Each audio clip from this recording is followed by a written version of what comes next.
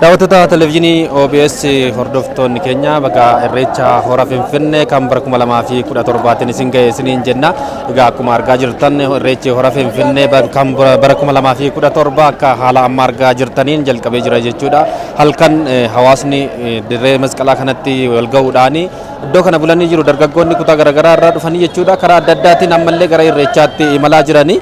Egaa Oromoon bakka inni itti wal argee aadaa isaa seenaa fi duudhaa aartii itti agarsiisu keessa uffata adda addaatiin faayamee godinaalee adda addaa irraa argamuudhaan bakki itti inni aadaa isaa duudhaa isaa itti agarsiifatu keessa inni guddaan ayyaana irreechaa irratti.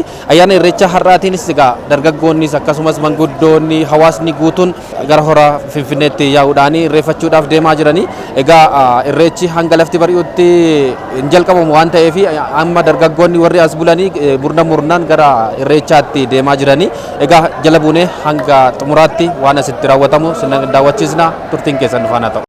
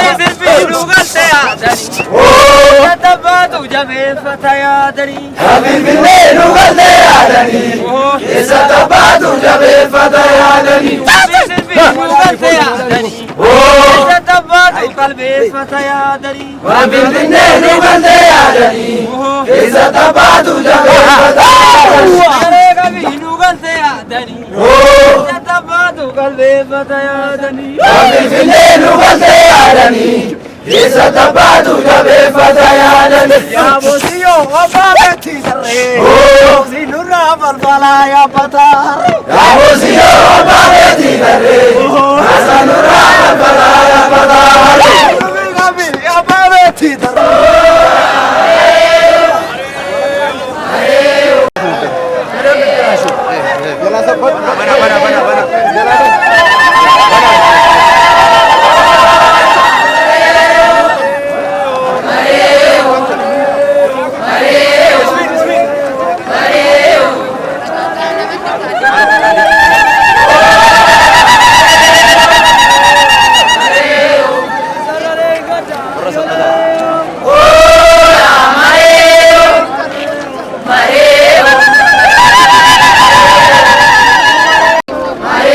Bagatin singgay.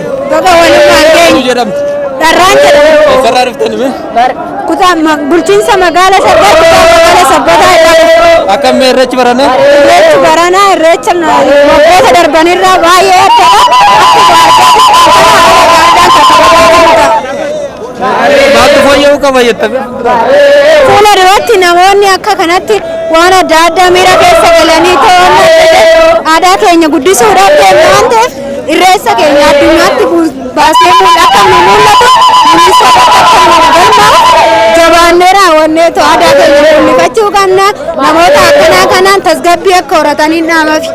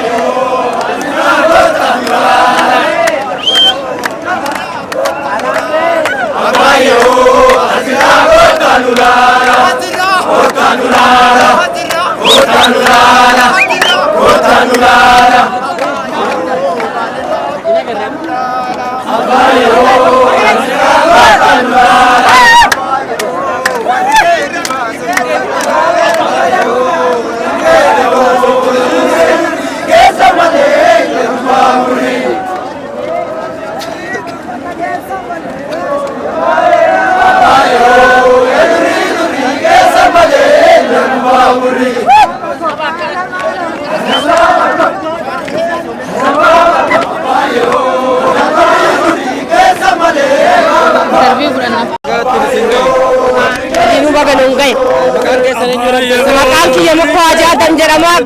Godina Baalee aanaa Gaarfaa irraa dhufne ayyaana irreechaa ayyaana Oromoo kana dhufne. Akkamii ayyaana irreecha barana? Bareedaadha. Akka gaariidha. Ayyaanni ayyaana Oromooti, cidha Oromooti, tokkummaa Oromooti, miidhagina Oromooti, bakka Oromoon hundi itti wal argu. Mee hanga dhuftanitti simannaan karaa irra ture fi haalli keessa argitaman? Baay'ee bareedaadha. Haala gaariidhaan simatanii baay'ee bareedaadha. Uummata akka rakkoon takka hin jirtu. Ciini Oromoo waraati bakka Oromoon itti wal argu bakka Oromoon tokkoomu bareedaadha. Waan bareeda isin argitan mee asitti maal argitanii wanti fooyya'u qabu fuulduratti?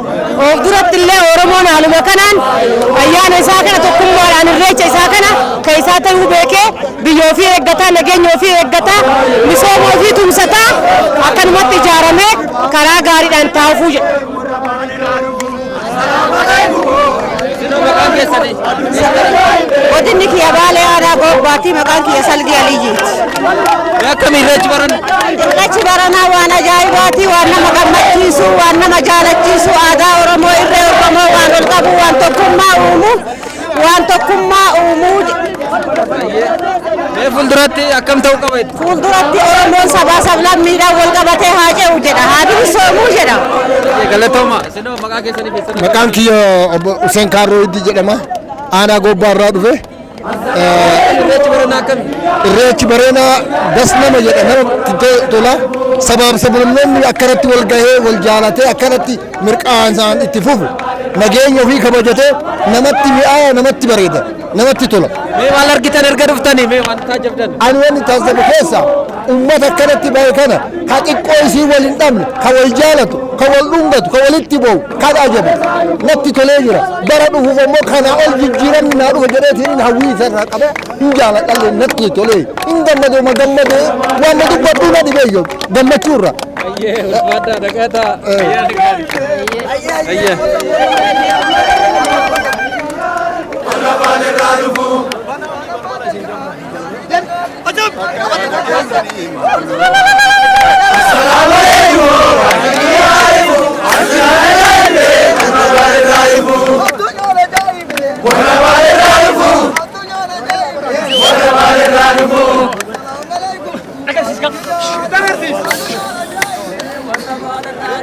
Assalamualaikum, mari kita berkumpul. Adunya najaibe.